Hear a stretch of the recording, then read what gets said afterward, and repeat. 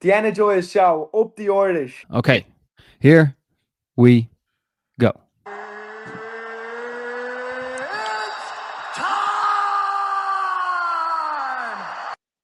Okay, what's going on, guys? And welcome to a brand new episode of Energized, brought to you by Or Kings Competitions. Ross, are you intoxicated or something? Introduce the guest, man. Today we have Irish living legend. It is the one and only. It's the shrub animal. It's Mr. James Gallagher, Mr. Main Event. James, how are you doing, my friend? I'm good, boys. I'm good. Thank you very much for having me on. As always, I appreciate the support. Always. Welcome back.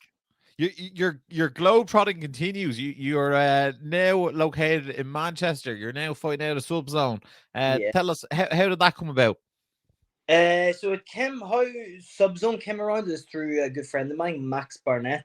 He trains there, and I've been bouncing around in a few other gyms as well. I've been training at 12 gauge here in Stockport.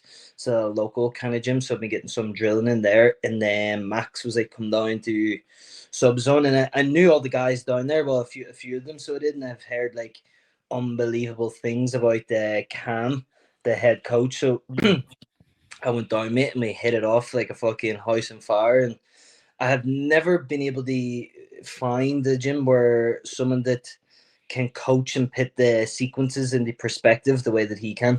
And it's unbelievable how he can change striking into wrestling into jiu-jitsu. He's kind of got his own little art going on. So it is. So I'm looking forward to showing it off next week.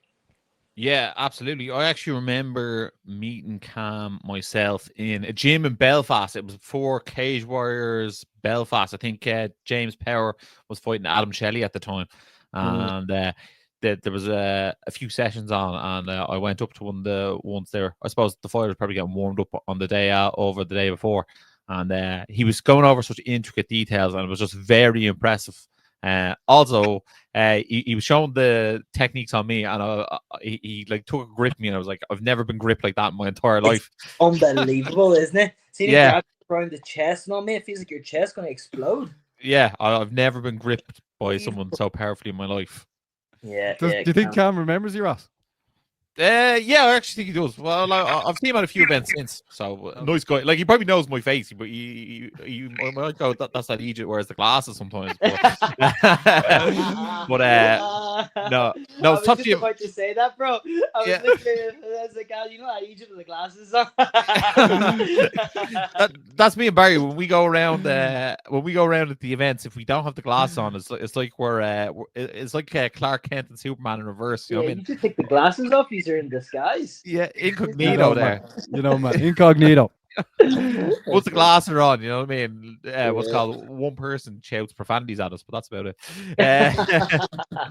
But obviously you're fighting back out in Dubai, so obviously familiar territory for yourself. You're fighting on ACA.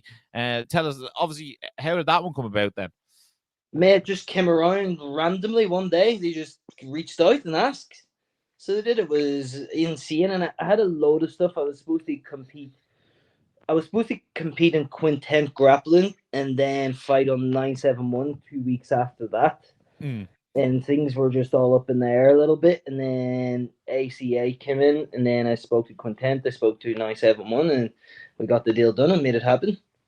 Yeah, so James, you're back in action at ACA 194 on Thursday, October 23rd in Dubai. Yeah. For people tuning in now, make sure to get onto James's Instagram to get the link to watch the event. Yeah, James, like last time we were speaking to you was in the build-up to your victory 971 on June 14th. You won by round 2 armbar. What was your reaction like at that at the event? Because like it was a pretty big event.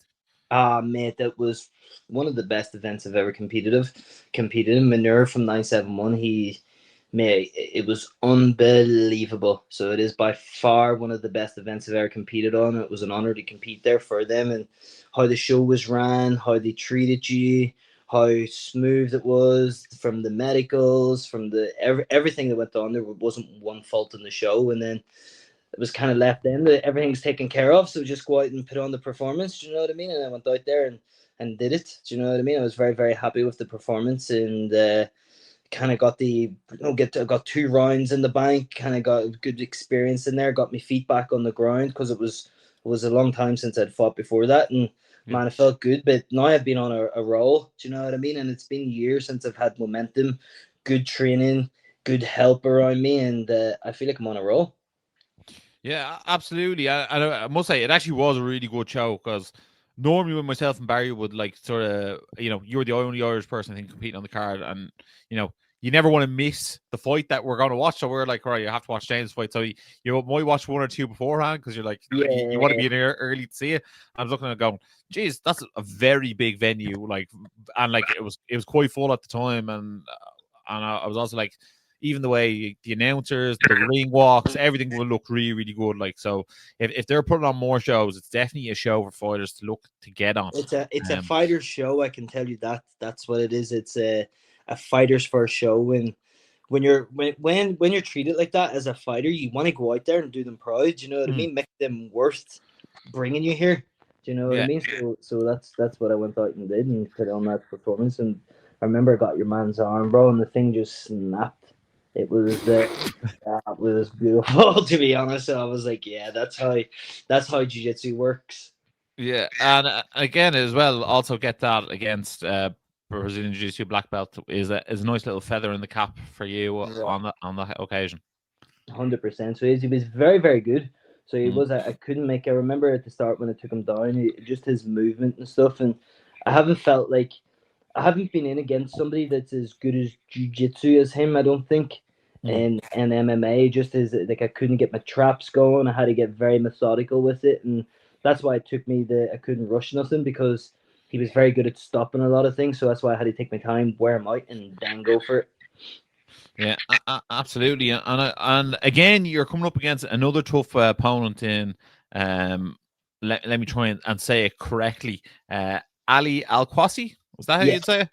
Yeah, that's obviously he's fought in the UFC, he's fought in UAE Warriors, he's fought in Brave, so he's been around the block. He is a veteran, a bit like yourself. What do you know about him, and what way do you see the match going?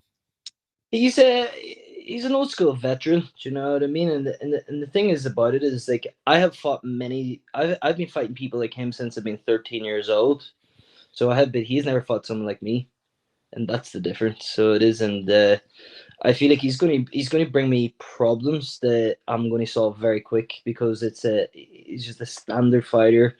Kind of comes in, throws a shot, splits his head off to the side, tries to pressure you forward a little bit. If you pressure him, he'll clinch. He's kind of like an old school style. Do you know what I mean? And as soon as it hits the ground, mate, there's no. He's got no problems for me at all. So he doesn't. I feel like it's going to be a very one-sided fight. I don't feel like it's just going to be a steamroll right through him. But once I get his reads, once I calculate him, once I find the distance, I feel like it's going to be a smooth sailing. So it is. I can see another second round finish. Yeah, we cannot wait to see it. James, like obviously, last time we had you on, you said you were going to be competing under the 971 banner for the next while. I know obviously you're fighting with ACA. Like just looking into the future in 2026, like what organization will you be competing on most? So after this one, I'm going to sit down with 971 and the boys and see what's what. I've got an opportunity to have a 4-fight contract with ACA, and I can see that happening, and if everything goes well and stuff. So, but my main focus is this fight is to go in there and blow the roof off the show and let them know what I'm about. And then we can sit down and talk, and we'll see what's what. But it's very looking likely that I'm going to do a 4-fight contract for ACA. Options are always good, Ross, aren't they? Yeah. Well, options. We do love the options, and again, like I suppose there is always that conversation you have that you can do sort of 1 or 2 fight deals as well if you don't want to tie yourself in, because at the end of the day, I feel like from speaking to you, the activity is what's really exciting you at the moment, and the ability to 100%. Get out there. Yeah, 100%. But ACA have offered me another one for December, so we'll one fight at a time, boys. One fight at a time. You know yourself. I fight fucking 20 fights a day. So we'll get through this one, and then we'll see what's what. You know what I mean? But I can tell you what, I'm very, very excited for the future, and especially now I've got a momentum of training. I've got a good base. I've got just help. Do you know what I mean? I'm not really coaching myself no more, and it's fucking brilliant. It's brilliant. I feel just more like weight off my shoulders. Now all I got to do is go and fight. Do you know what I mean? Is where I used to have to organize everything, fucking make sure everything's right, make sure training days, high days, low days, grappling days, striking days, and now I just rock in and go, all right, what are we doing today? Oh, Yeah, of that's great. course. I think we've sort of seen that. So maybe tell us a bit about that, because obviously, Kiefer spoke about that recently, himself, that he was sort of coaching himself and coming up with all his own sort of strategies and training schedules and stuff like that. How much easier is it to know that training is at a certain time and you're going to be told what to do, and a lot of the game plan and strategy is going to be you're going to be helped with that, as opposed to trying to come up with it all by yourself? Yeah, man, it's like it just being able to allows you to switch off and relax because you've got it all covered. Do you know what I mean? Is where when you're doing it all yourself, it's kind of like when you come home and you're making your dinner or whatever, you're kind of still like going, wonder if I did that, he could catch me with this, or he could do that. Is where when you're at the gym speaking about it to your coach and he's telling you, no, if you move that way, you're going to do it like that. It's a done deal. Do you know what I mean? And it works, so you've got the reassurance in your own self. Then, do you know what I mean? And the best thing is, I know we're working with someone like Cam, is that we think very alike. Do you know what I mean? So it's very simple game plans, and then we just take bits in or add bits in or take them away. Yeah, absolutely. Just keep bouncing off each other. Then, do you know what I mean? So it's a big stress off the shoulders. That's for sure.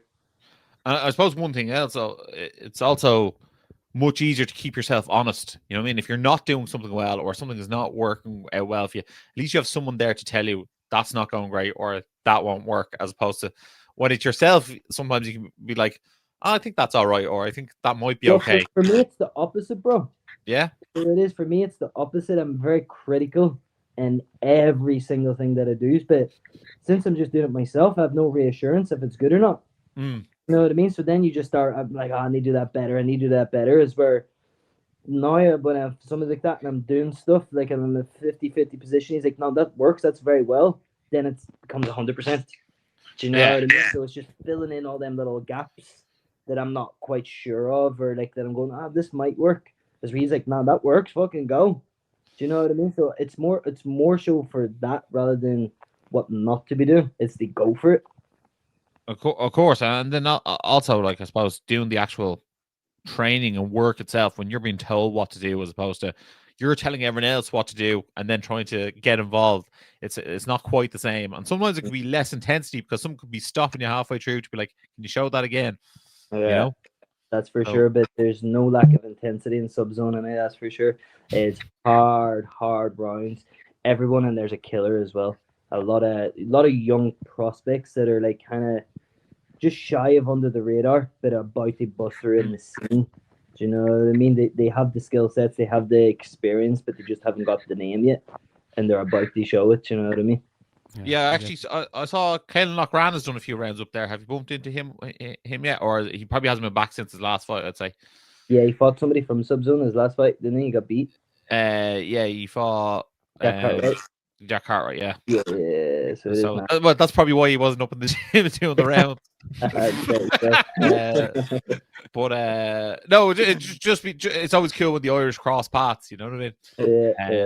And this one, James, is up at lightweight as well. So tell us about that, because obviously, Travanel is getting bigger as we go on in the fight game. Featherweight, lightweight. I'm still a featherweight, so I'm going to fight featherweight if I'm going forward. But this opportunity arises, and do you know what I mean? I'm a big featherweight. Do you know what I mean? So I'll be walking around 80 odd kilos, so it's still a pretty big cut down to 70, but it's a lot easier.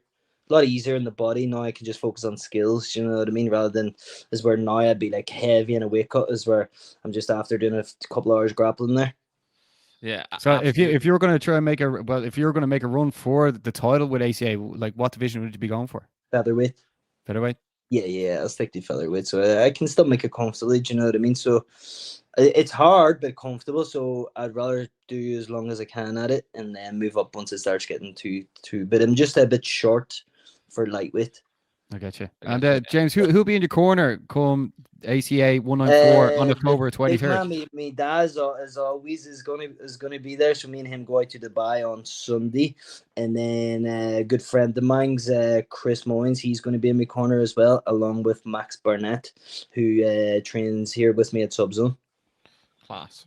Yeah, We'd shout love out to see your it. dad, by the way, as well. How's he getting on? Yeah, he's getting on the best, so he's looking forward. The last time we went to Dubai, it was for his birthday, but it's mine this time. So we're gonna go out and put this guy's head on a platter and go enjoy ourselves in Dubai. What is he I going to am. get up to there?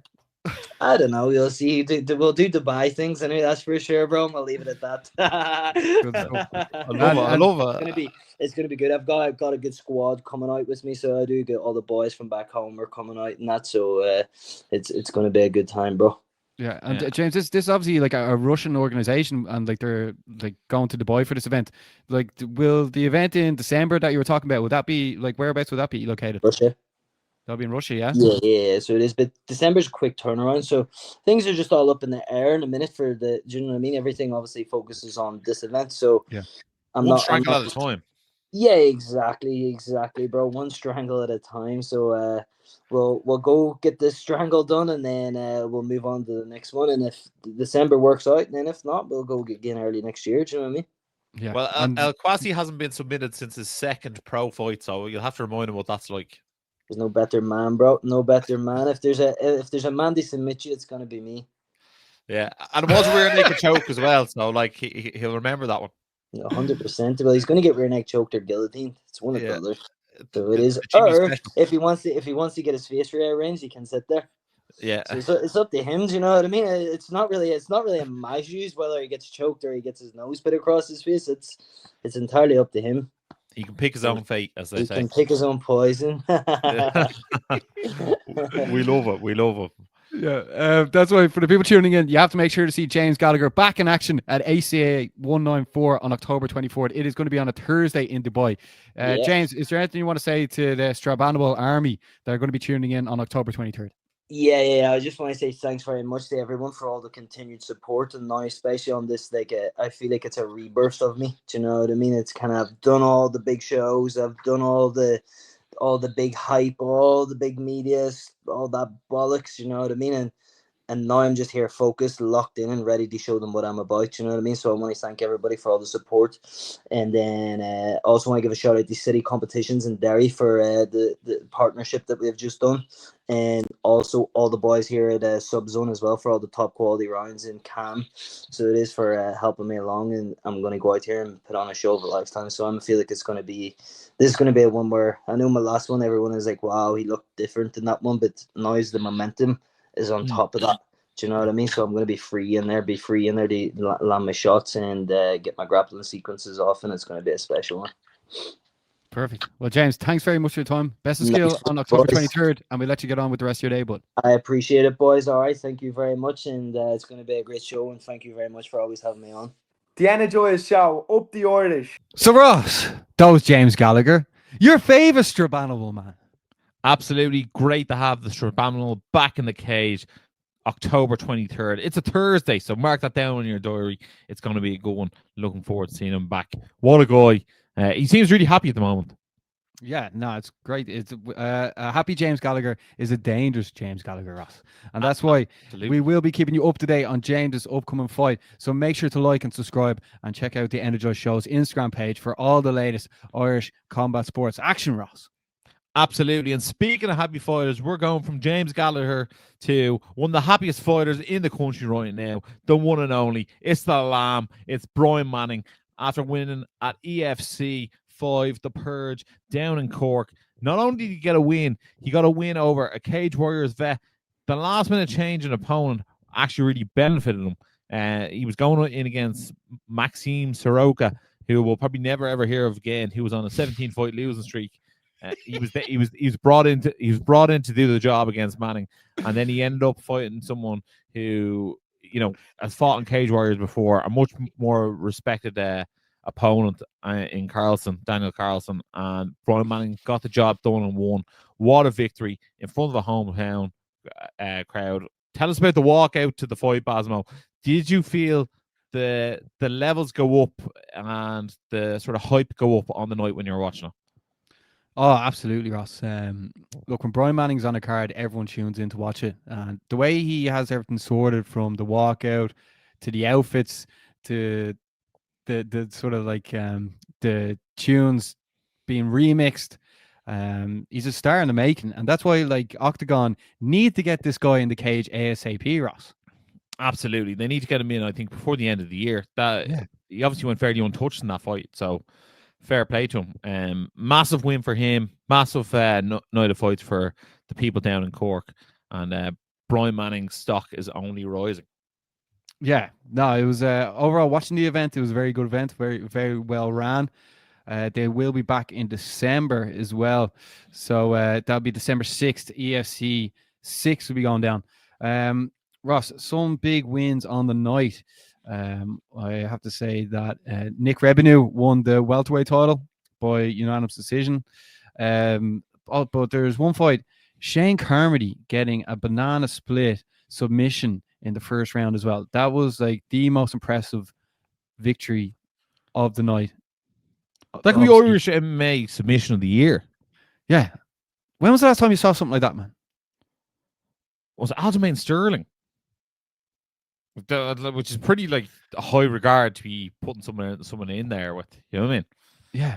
That was very, very impressive. I remember Aljamain Sterling did one, and then someone else did one like very shortly after him in the UFC, but there hasn't been many of them. Like, that could be the first banana split win in Irish MMA history. Not gonna lie. They're not that frequent. So shout out, the Carmodys are absolute jiu-jitsu degenerates, as we would call them. Yeah, they love it. All three brothers, Shane, Sean, and Stuart, and there's probably another brother in there that like I'm not as familiar with, but they are all absolute legends. And look, I'm here for it. You know. Oh no, it was so impressive. Also on the night, Sheldon MMA's Rian Dunleavy got the victory as well by submission. Also Dara Leva's Tiernan O'Reilly got a submission victory, and also Eric Grapple's Ronan Shocknessy got submission victory as well. So it was very grapple heavy victories, Ross. And also shout out to Johnny Duggan getting the decision victory as well. It was, you know what they say, Basmo? There ain't no show like a JD show. There ain't no show like a JD show. But overall, it was a great event. I think it ran quite smoothly.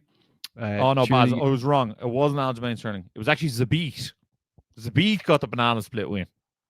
Zabit Magomed Sherov. Yeah, I think I actually remember that one because your man was stuck in the banana split for ages. Yeah. So Shane Carmody is learning off the beat. Yeah, man, that was just very impressive. So it was a very big night for Cork MMA. Also the week before, the Farah's Fighting Championship was on as well, and they will be back again before the end of the year. Ross, just off the top of your head, who do you think could headline now? Because I can't see Brian Manning competing in Cork again. Yeah, very, very good question. I suppose Maga hasn't had a fight in a while. He could be someone who could headline the show. Wouldn't be against seeing that. Maybe Jack McGuire could headline the show around there. I think there's a few different options who could be headlining the show down there. Like, what about Ryan Spillane? I haven't seen him in a while. Abinu Fares, haven't seen him in a while. So there's a few pro fighters down in Cork. Lee Miguel as well. Lee Miguel. So there is a few out there. Lee Miguel is probably the perfect option if he is all right after his last war that he had in Akuma, which is probably a fight of the year contender. Oh no, definitely. That's up there with one of the best fights in the year on the island of Ireland. And then so obviously Brian Manning got the victory, Ross. Very, very, very impressive.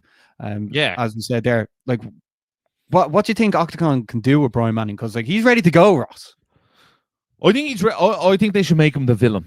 I think he's ready to be the villain. I think he's ready to be the bad guy. He's ready to go into enemy territory and just fuck shit up. Like, there's no other way to describe it. His walkout is absolutely iconic. He changes it up all the time. It's never the same. Put him in there against the Eastern European guys. He want to stand and bang and have a scrap. Like he showed his improvements to his game as well. The calf kicks look good. The overhand right was well timed. He looks to be a man on a mission at the moment, and I feel like Octagon should be using him often and frequently, and get him in there as much as he can and introduce him to the world. It's a bit like Tobias Harrella. Tobias Harrella like shouldn't really translate across the UK and Irish fans, but people love to watch him fight because the walkout's insane, his fighting style's insane. He's a crazy guy in there. People love to watch Tobias Harrella. Same way people will love to watch Brian Manning. Exactly, man. So I'm really looking forward to it. We will be keeping you up to date on what Brian Manning is getting up to next, because and make sure to check out Brian Manning's Instagram as well. You don't know what he's doing these days. And also over the weekend, Next Gen Northern Ireland's Andy Young lost on Bad Mofo as well. But Ross, speaking of entertaining fighters, Charles Oliveira defeated Matheus Gamrot in the main event at UFC Rio. Ross, what did you make of Charles Oliveira's victory, and who would you like to see him fight next? I think he just showed he was levels above Gamrot at this stage of his career. He is an absolute veteran of the UFC cage. He added another submission tally to his record for most UFC submissions.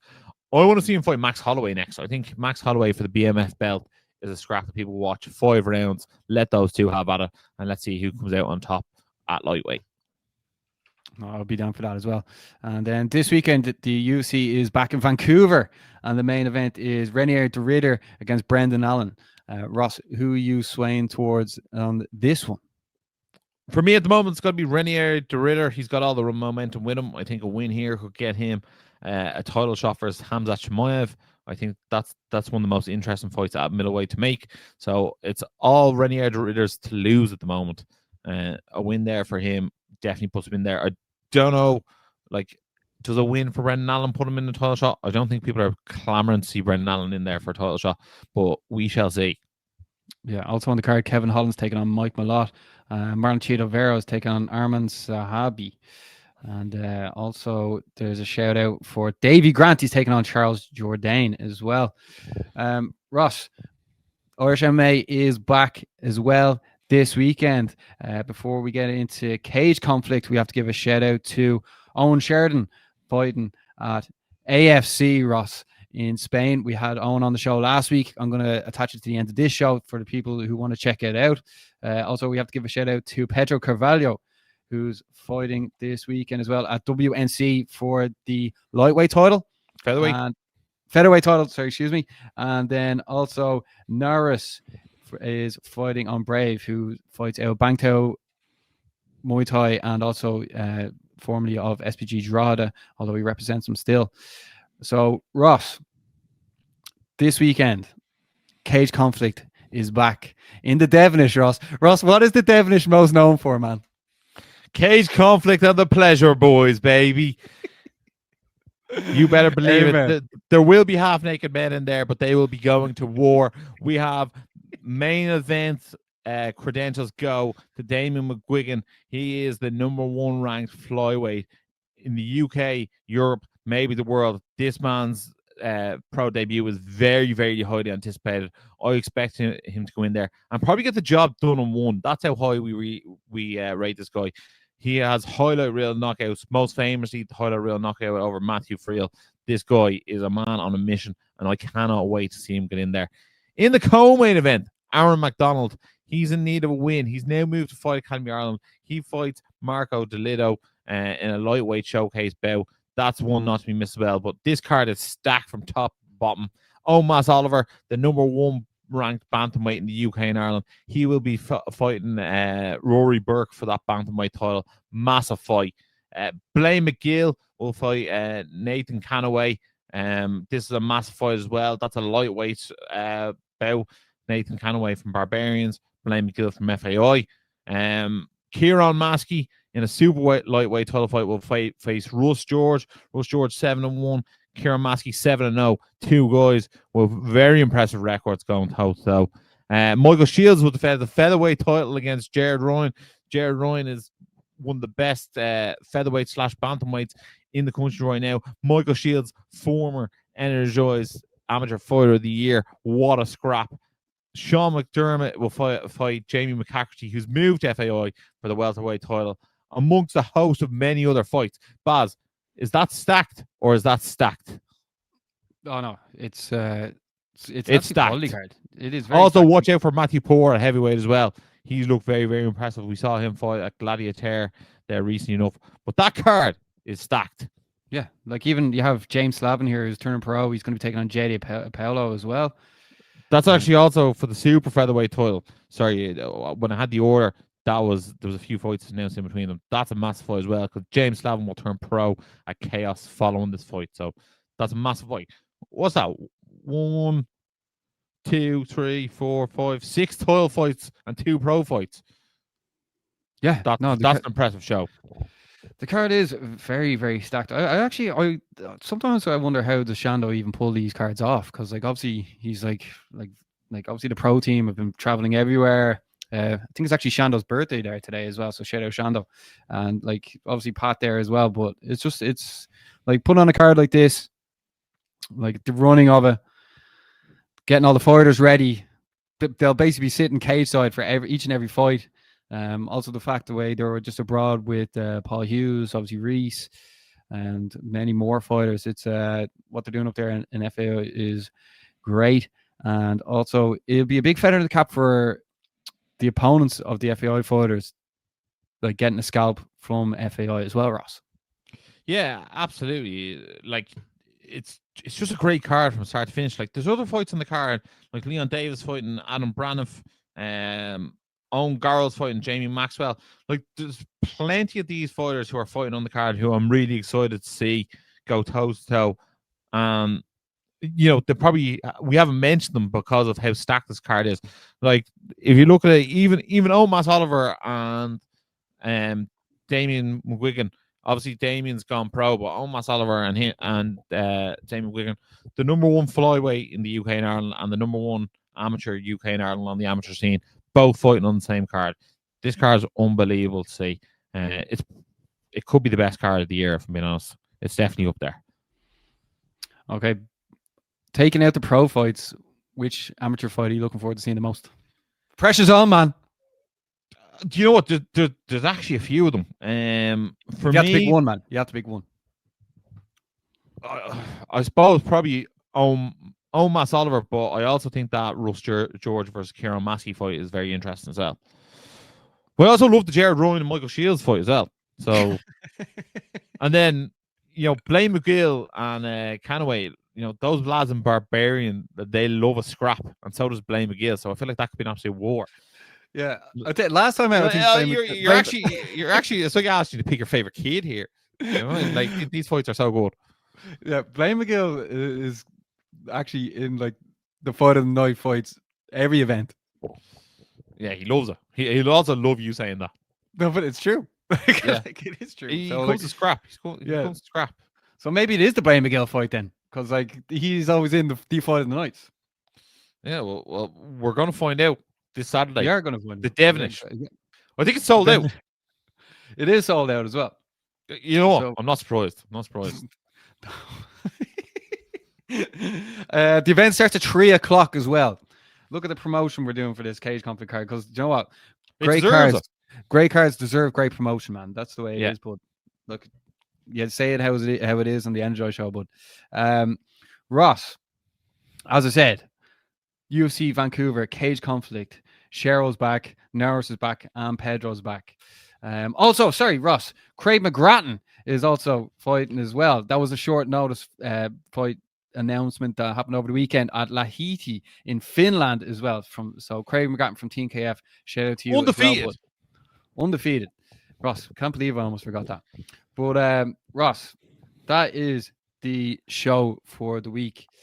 Just want to give 1 or 2 jiu-jitsu shout-outs as well, if that's all right, Basil. Yeah, fine. Shout out to Jermaine Mogilevsky.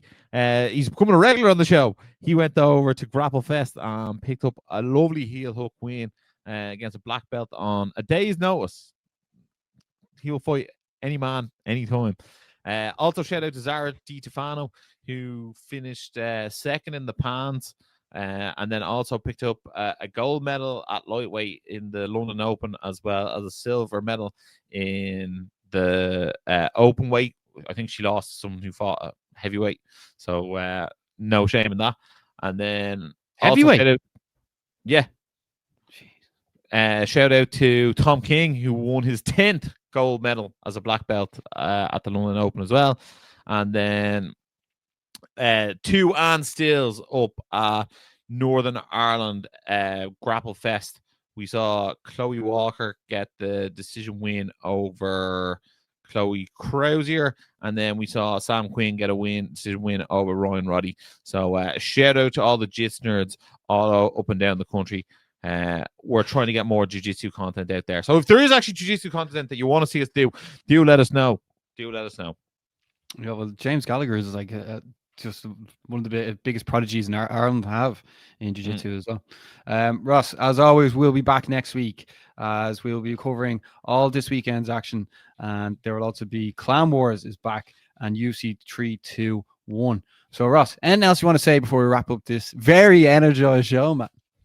No, just make sure to follow the guys who are fighting this week. Always cool to support the Irish MMA fighters. And if you are lucky enough to get a ticket to Cage Conflict this weekend, make sure to check it out. And if you are not, get it on the pay-per-view. It is a fantastic show. Thanks a million to everyone. We appreciate your support. So make sure to like, share, subscribe. And as always, stay energized. The Energized Show, up the Irish. It's the face that runs the place, Chaos Curtis. I want to thank the Irish MMA community so much for getting behind me. You up the Chaos Cartel.